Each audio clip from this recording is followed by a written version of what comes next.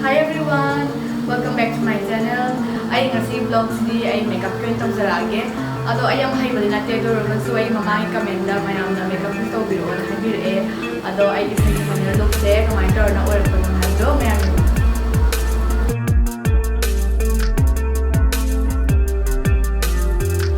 ay se ahamada ay sinasi na ni my game day music se do.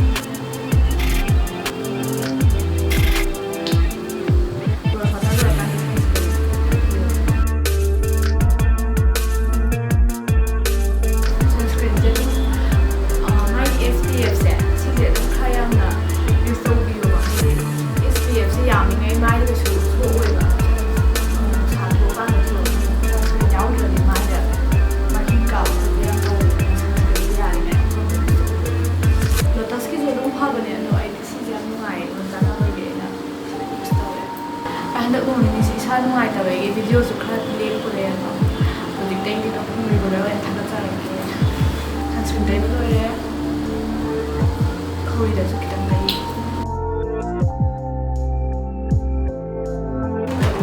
Primer, like this is nice. Ay makeup to ba yung hayop ingat sa dito so mina ay i-comment na makeup ko to biro na hayop Jawa kita harus ya dong. Primer yang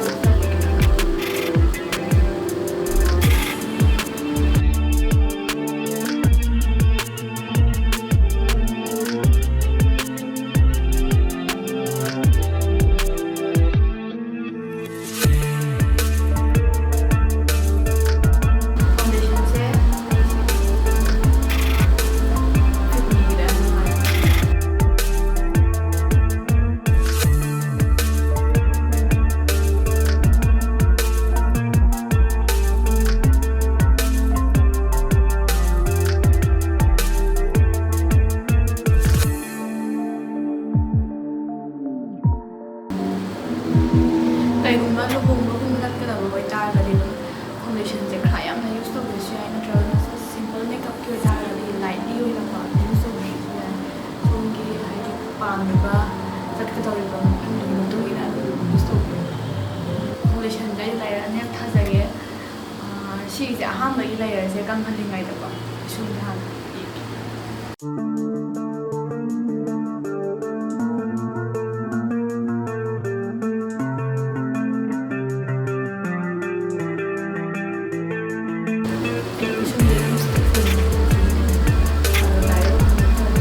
ये को मतलब दस mile और ये plane हो kita semain tak orang juga blend हो semain tong tayo di yang tak apa shalem nak kita light tu nak semain semain tong tayo kalau yari ni kita hawa macam dah sudah di hawa tayo di direct absen banget ni kan jadi saya ending wise ya saya itu hawa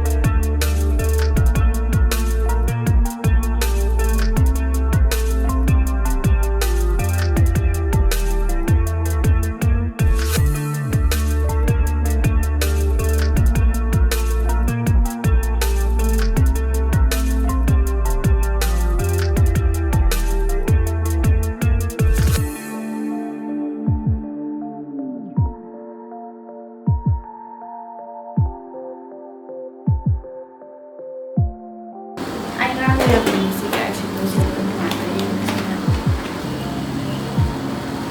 ꯑꯩ ꯆꯨꯁ ꯇꯧꯕꯁꯦ ꯑꯍꯥꯟꯕꯗ ꯁꯤꯒꯤ light ꯕ꯭ꯔꯥꯎꯟꯁꯦ ꯁꯤꯗ ꯂꯩꯖꯩ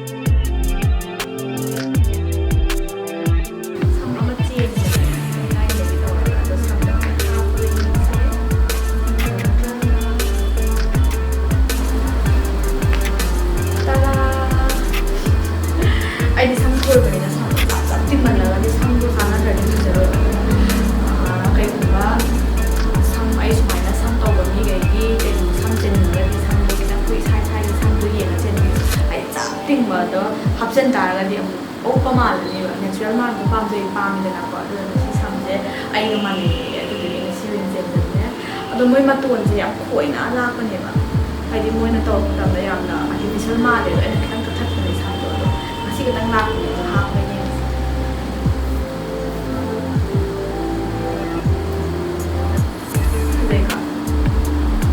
ꯁꯨꯃꯥꯏꯅ ꯁꯦꯝꯕ ꯑꯣꯏꯔꯒꯗꯤ ꯀꯌꯥꯝ ꯅꯨꯡꯉꯥꯏꯅꯤ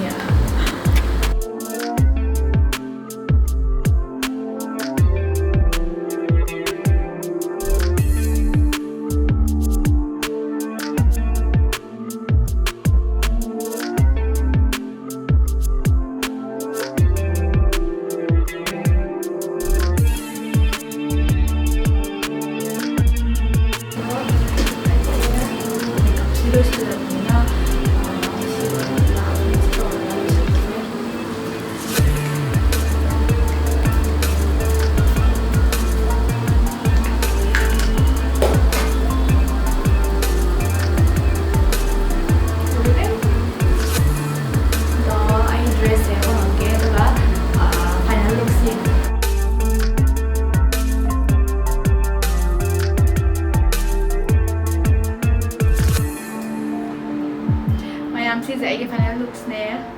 ꯑꯗꯣ ꯃꯌꯥꯝꯅ ꯁꯨꯝ ꯐꯖꯩ ꯈꯟꯕꯤꯔꯗꯤ ꯂꯥꯏꯛ ꯇꯧꯁꯟꯕꯤꯔꯝꯃꯣ ꯁꯕꯁꯀ꯭ꯔꯥꯏꯕ ꯇꯧꯁꯟꯕꯤꯔꯝꯃꯣ ꯑꯗꯨꯒ ꯀꯩꯒꯨꯝꯕ ꯑꯗꯨꯝ ꯀꯃꯦꯟ ꯍꯥꯞꯅꯤꯡ ꯇꯥꯔꯒꯁꯨ ꯑꯁꯣꯏꯕ ꯌꯥꯎꯔꯒꯁꯨ ꯑꯗꯨꯝ ꯀꯃꯦꯟ ꯇꯧꯕꯤꯔꯝꯃꯣ and thank you so much for watching ꯑꯗꯣ